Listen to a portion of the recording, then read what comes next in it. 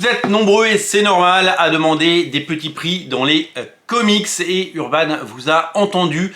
Nous soutenons et nous soulignons l'action qu'ils font pour mettre en avant les titres indépendants qui sortent sous le label Urban Indies, qui peut-être n'arriveraient pas à toucher leur public si le premier tome sortait à 15, 16, 17 ou 18 euros.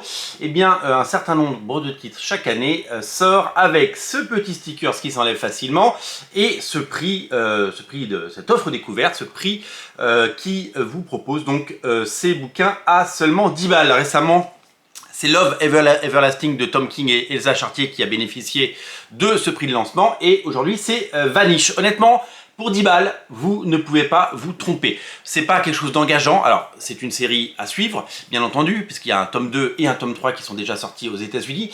Mais c'est une série qui vous permet de découvrir peut-être quelque chose que vous n'auriez pas lu si le prix avait été plus élevé. Et si vous allez acheter eh bien, autre chose, parce que vous passez en boutique, dans une librairie, et bien ces jours-ci, eh bien vous dites tiens, je vais me laisser tenter par Vanish parce que ça coûte que 10 balles. La promesse, c'est quoi? C'est deux auteurs que vous connaissez, puisque Donny Cates et Ryan Stegman ont énormément travaillé ensemble sur notamment Venom, mais également sur King in Black qui est sorti récemment en double absolute, vous le savez. Ce sont deux auteurs que vous aimez. Donny Cates fait partie de ces scénaristes nouveaux, on va dire, assez récents, qui ont réussi à toucher un public et dont l'écriture fascine et séduit un grand nombre de lecteurs. Ryan Stegman, c'est un dessinateur absolument génial, qui a beaucoup travaillé autour de Venom, autour de Spider-Man et qui a énormément fait de couverture. C'est vraiment un dessinateur dont la carrière et le destin est lié à Spider-Man. Je pense qu'on le reverra sur Spider-Man. C'est pas parce qu'il a lancé Vanish qu'il a complètement dit adieu à Marvel et DC. Il n'est pas fâché. Simplement, eh bien, il a décidé de lancer sa propre création et donc il le fait avec évidemment beaucoup d'attention. Il a un style dynamique, ça rappelle parfois ce que faisait un dessinateur comme Todd McFarlane au début des années 90. Ça fait quelques années qu'il est là maintenant et quelques années qu'il fait ce travail absolument génial. Dans ce premier numéro de 120 pages, vous allez retrouver les 4 premiers numéros de la série Vanish. Vous reconnaissez le style donc un peu poisseux et très dynamique de Ryan Stegman. C'est une série régulière aux États-Unis, donc je vous l'ai dit, le deuxième tome est déjà sorti, le troisième est en cours de parution.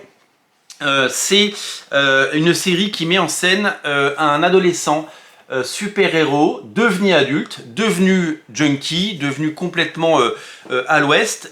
Il avait battu Vanish dans sa jeunesse et ses disciples, les disciples de Vanish, s'étaient évaporés.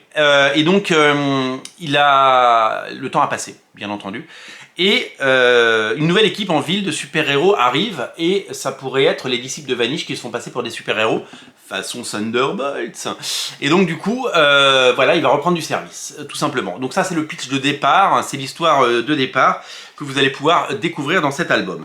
Moi je suis très fan de ces auteurs et je trouve qu'ils font un travail génial. Et puis j'adore quand des auteurs quittent Marvel le temps d'aller créer quelque chose, quand ils ont bien travaillé ensemble chez Marvel et qui se retrouvent après, Marvel ou DC, qui se retrouvent après pour un projet commun, un projet dont ils ont les droits, un projet qui leur appartient et un projet où ils sont totalement libres.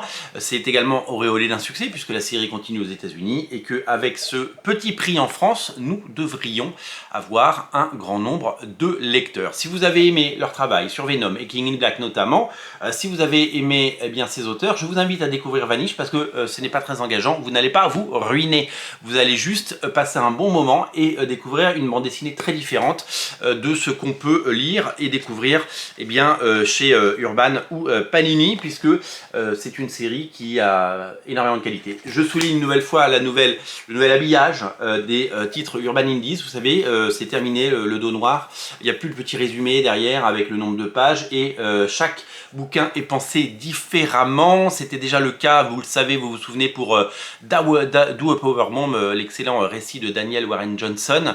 Et puis Love Everlasting également a eu droit à ce traitement Ça nous fait de très très beaux livres et je trouve que cette collection eh bien, gagne à être connue. Voilà, j'approuve évidemment ce petit prix, j'approuve cette série et je vous invite à la découvrir. Si vous allez cette semaine vous prendre un Batman Joker Deadly Duo de Marc Silvestri, si vous allez vous prendre du Batman Spawn ou du Batman Spawn 1994, si vous allez prendre n'importe quel titre en librairie, eh bien juste à côté il y aura Vanish.